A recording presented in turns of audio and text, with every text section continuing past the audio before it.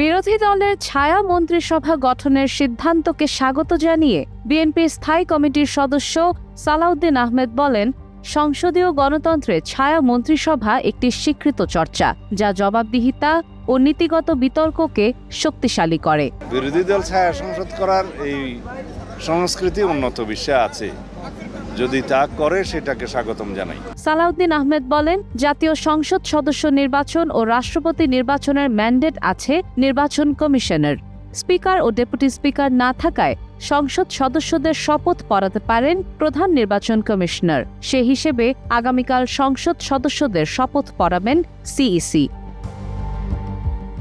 তবে সংবিধান সংস্কার পরিষদের শপথ প্রসঙ্গে সালাউদ্দিন আহমেদ বলেন, বর্তমান সংবিধানে সে ধরনের এখতিয়ার সিইসিকে দেওয়া হয়নি। প্রয়োজন হলে সংবিধান সংশোধনের মাধ্যমেই তা নির্ধারণ করতে হবে।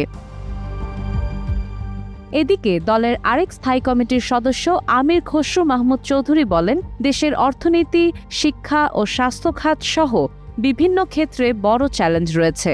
ছায়া মন্ত্রিসভা এসব বিষয়ে কার্যকর নীতিগত ভূমিকা রাখবে বলেও আশা প্রকাশ করেন তিনি। সাদিয়া ইসলাম, টাইমস টুডে।